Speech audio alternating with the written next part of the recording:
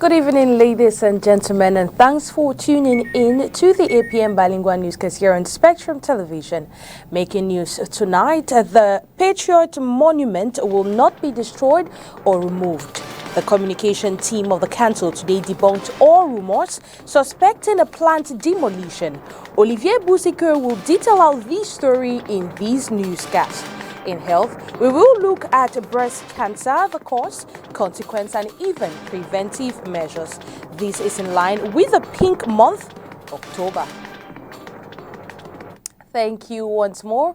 If you're just joining us, it is the APM Bilingual Newscast here on Spectrum Television. We kickstart this news in the French language with you, Inès Pangan. Good evening, Inès. Bonsoir Nila Donette, bonsoir à vous mesdames et messieurs et bienvenue. Comme annoncé en titre, le monument Le Patriote à Yaoundé ne sera pas détruit. L'information qui a fait le tour des réseaux sociaux est fausse selon la mairie de la ville de Douala, la mairie de la ville de Yaoundé. L'institution a donné un point de presse ce jour à Yaoundé. Compte rendu Olivier Bouziker. Inauguré le 18 mai dernier, le monument patriote serait bientôt détruit selon des informations abondamment partagées depuis quelques jours sur les réseaux sociaux. Pour la mairie de la ville, il n'en est rien. Il y a juste eu une tentative d'instrumentalisation. Il y a eu tentative de faire prospérer la désinformation. Donc le sens de ce point de presse visait justement à rétablir la vérité. Dit aux gens, en un mot comme en mille, le monument patriote n'est nullement menacé. L'alerte est partie d'une correspondance du ministère de l'Habitat dans laquelle Célestine Ketia-Cortez invitait Luc Messi à Tangana à une séance de travail dans le cadre du projet de construction d'un échangeur qui, selon le plan, devrait traverser le centre-ville de Yaoundé, passant par le carrefour des services du Premier ministre. L'objet de la réunion aurait été déformé selon la communauté urbaine. La réunion en question avait été convoquée et initié par effectivement le ministre de l'Habitat et du Développement urbain. Mais c'était une contestation technique. Vous allez voir que l'objet du projet porte une réflexion sur la reconstruction, donc reconfiguration du projet. Donc il ne s'agit pas d'un problème conflictuel, c'est un problème entre techniciens. Aucune route traversant le centre urbain ne s'appelle autoroute. Le plan d'aménagement d'une ville comme Yaoundé, la capitale politique, administrative du Cameroun, ne se décide pas sur la base d'images factices de surcroît diffusées sous la forme d'un tract. Il faut noter que la réalisation des deux projets vise à embellir la ville et fluidifier le trafic routier dans la capitale politique. Toujours en société, le carrefour Bonakwamouan, nous sommes dans le premier arrondissement de Douala. Cet axe routier vient de recevoir un nouveau pansement. Justement, cet axe est sujet à d'énormes nids de poules et a reçu ce pansement hier. Et d'après les populations riveraines, ce sera de courte durée. Reportage Orient Donquin et Nounou Foutu.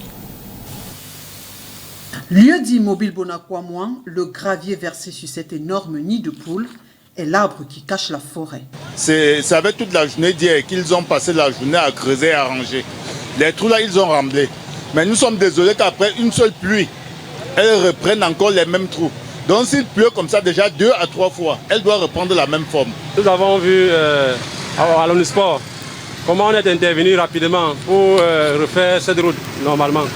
Mais ici au cœur de la ville, on ne voit pas pourquoi est-ce que la communauté doit verser du gravier à un endroit où on peut le faire rapidement.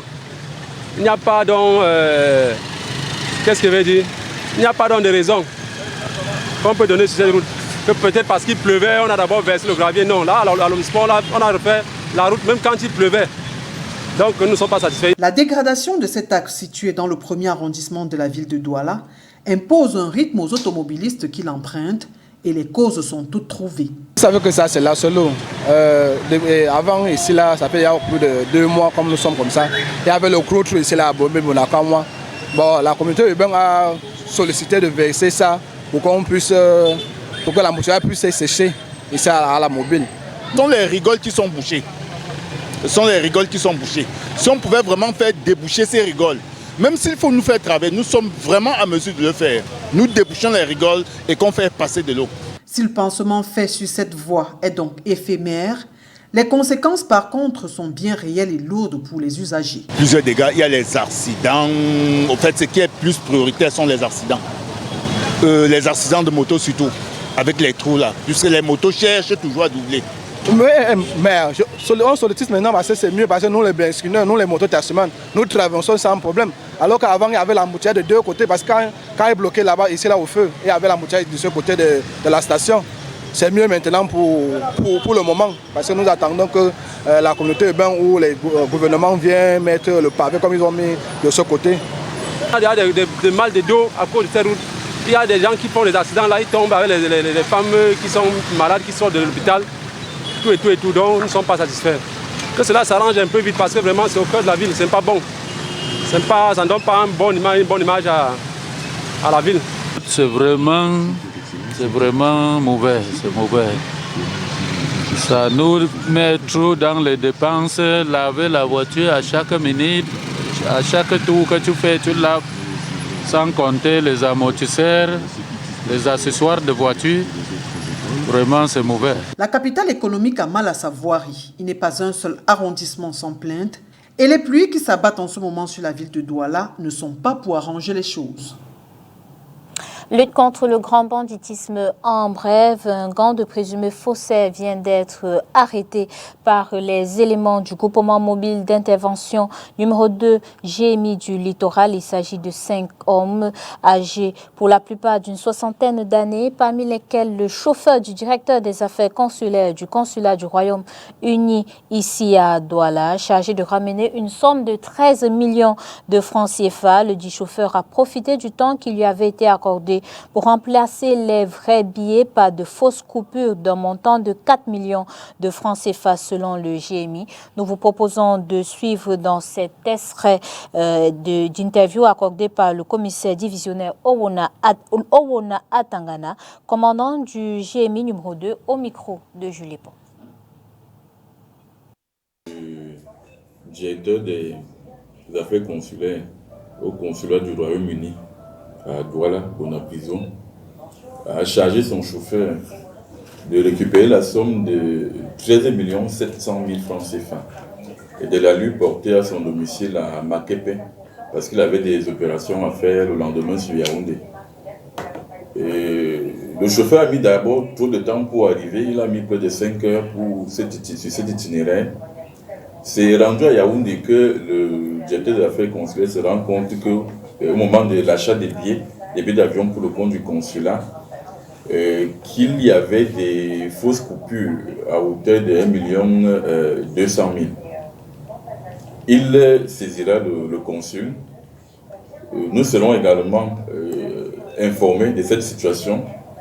Ayant rendu compte à monsieur le délégué régional de la Sûreté nationale du littoral, celui-ci m'a prescrit de rattraper dans les meilleurs délais ces présumés faussaires, de mettre la main sur les faux billets et éventuellement sur les coupures de bonne valeur qui ont été distraites par le chauffeur en question. Immédiatement, j'ai mis en branle ma brigade anticriminalité, ce qui nous a permis d'interpeller le chauffeur. Au cours de l'exploitation, nous avons pu remonter toute la chaîne jusqu'au fournisseur, au pourvoyeur de ces fausses coupures de 10 000 francs. Nous sommes certains que c'est des fausses coupures parce que l'expertise de la BEAC a été sollicitée et elle a confirmé qu'effectivement c'était des faux billets à hauteur de 4 millions. Nous avons récupéré entre leurs mains la somme de 3 millions 100 000. Cette fois-là en vraie coupure de 10 000 francs.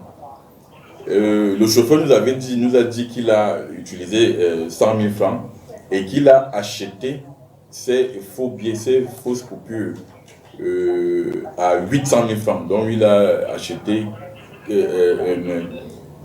4 millions de faux billets à 800 000 francs CFA.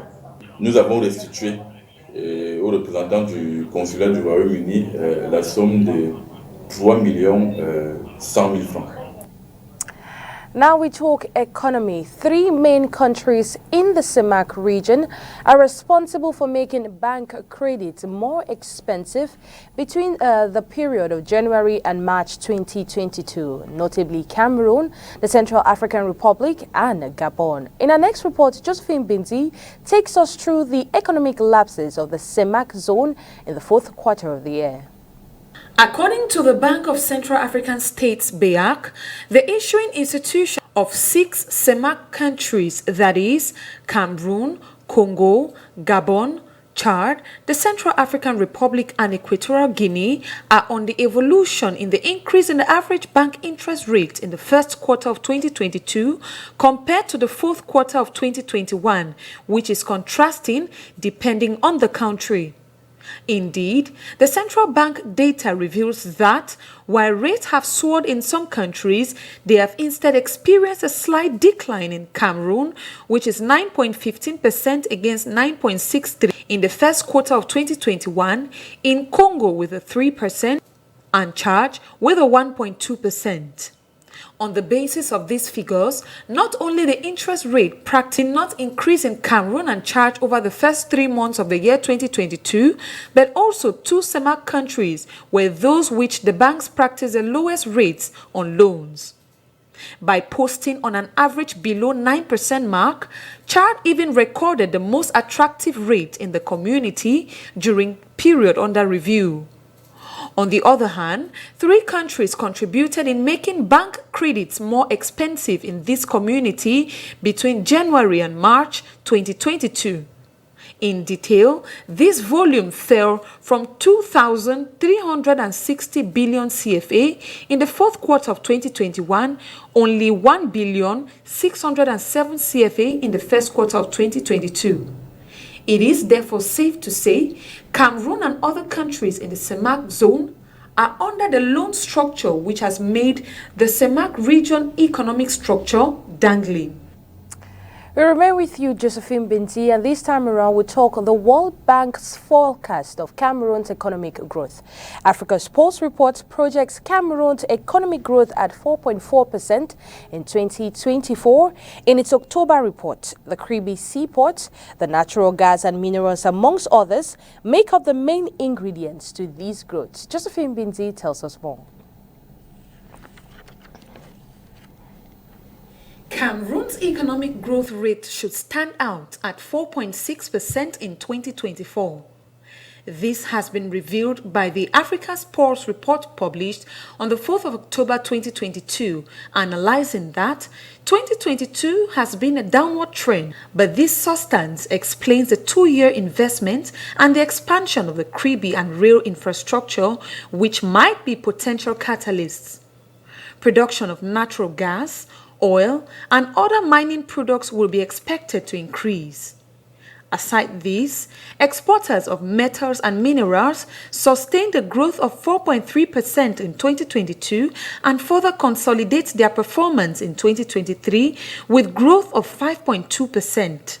These figures from the Bretton Woods Institution are not far from the medium-term economic and budgetary programming document 2022 to 2024, looking at the outlook of which is based on the growth of 4.4% in 2022 and 4.2% in 2023.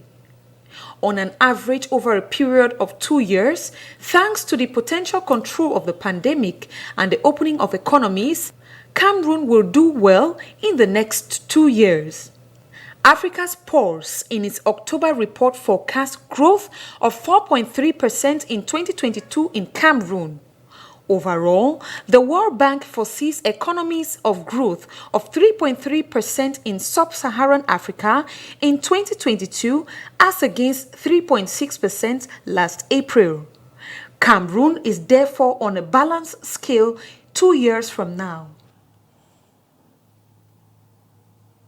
Actualité en bref, le ministre délégué chargé des marchés publics a présidé ce jour à Yaoundé la cérémonie d'installation des membres de la commission de catégorisation des entreprises du secteur du bâtiment et des travaux publics. Ibrahim Talba Mala leur a donné une feuille de route bien précise. Synthèse dans cette réaction du président de la dite commission, Laurent Niélé Abanda, s'exprime au micro de Spectrum Télévision.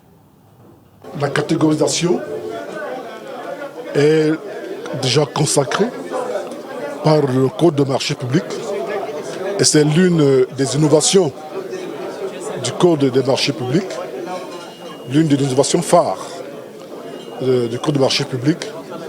Et il s'agira avant tout, n'est-ce pas, de proposer au ministre, à la tutelle chargée des marchés publics, une classification des entreprises par sous-secteur d'activité. Les activités qui sont, les sous-secteurs qui sont les routes, les bâtiments et équipements collectifs et les autres infrastructures. Et il s'agirait donc de les classer par sous-secteur et par catégorie. Les catégories étant au nombre de 5, de A, B, C, D, E. La catégorie A étant la plus élevée. Et, cette opération vise essentiellement à la promotion de la qualité des réalisations, des prestations sur le terrain, en vue d'éviter les marchés abandonnés. Donc, pour nous, il s'agira de mettre en place un système de classification qui devra conduire à classer chaque entreprise. Et en ce qui concerne les bailleurs de fonds, je pense également que les bailleurs de fonds devront également, les marchés passés par les bailleurs de fonds devraient également se conformer à cette catégorisation.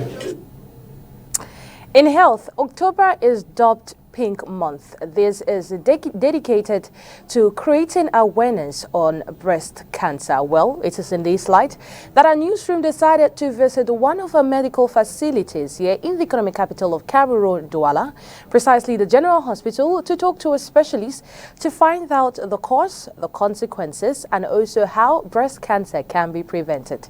Let's listen to this report for more. Breast cancer is the most frequently diagnosed cancer and the leading cause of death from cancer in Cameroon. According to statistics from the Global Cancer Observatory, over 2,108 deaths were recorded in 2020 from this pathology. Cancer is this abnormal proliferation of cells, as the cells grow when they are not supposed to, and you will find that inside the breast. Breast cancer is something that's a disorder that is caused by exposure, high exposure to certain types of hormones.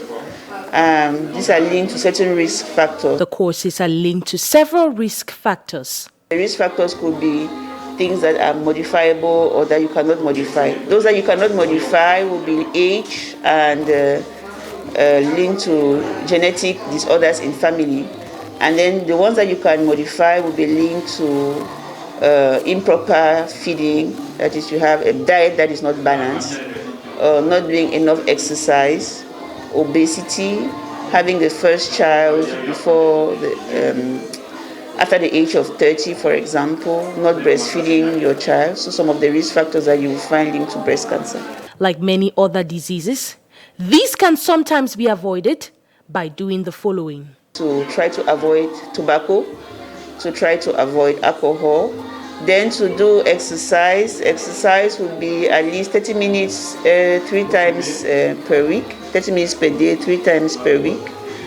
It has to be brisk exercise. If you cannot do it in a hall or by walking, you can change your daily activities. For example, you can ask your cab or your vehicle to drop you a distance from your house, and then you can walk.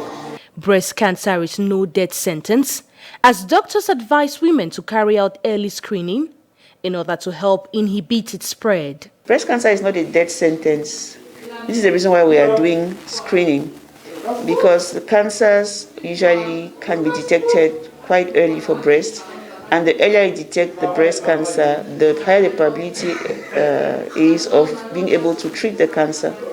So we encourage women to come in for screening because we want to be able to identify possible patients where you don't have any signs of disease so that you can get it as early as possible. October is dubbed Pink Month, dedicated to creating awareness to breast cancer. Dans la synthèse de l'actualité africaine ce 7 octobre 2022, nous ferons le point sur les élections législatives au Lesotho, la libération de 119 militants de l'opposition en Guinée équatoriale, la relance par l'ambassadrice américaine chargée de la justice criminelle internationale, du débat sur l'absence de justice après la guerre civile et enfin la peine de prison pour 18 migrants africains au Maroc. C'est avec nos confrères de La Voix de l'Amérique. En Guinée équatoriale, les autorités ont annoncé la libération de 119 militants d'un parti d'opposition arrêté par la police lors d'un assaut de son siège qui avait fait 5 morts. Les forces de sécurité équato-guinéennes avaient attaqué la semaine dernière à Malabo, le siège du parti d'opposition Citoyen pour l'avenir, dissous en 2018. Au Lesotho, quelques 1,5 million d'électeurs sont appelés aux urnes ce vendredi pour élire les 120 députés que compte le Parlement lors d'un scrutin qui aboutira à la désignation d'un nouveau Premier ministre. Les résultats définitifs sont attendus la semaine prochaine. L'ambassadrice américaine chargée de la justice criminelle internationale, Bev Van Schaak, a exhorté jeudi les autorités du Libéria à lancer des poursuites contre le responsable de crimes de guerre pendant la guerre civile qui a déchiré le pays de 1989 à 2003. Cette guerre a fait 250 000 morts et a été marquée par de nombreux massacres. La justice marocaine a condamné jeudi soir en appel à 3 ans d'emprisonnement 18 migrants africains ayant pris part à la tentative meurtrière d'entrée de force fin juin dans l'enclave espagnole de Melilla. L'Association marocaine des droits humains a dénoncé dans un tweet un système judiciaire répressif à l'issue du jugement.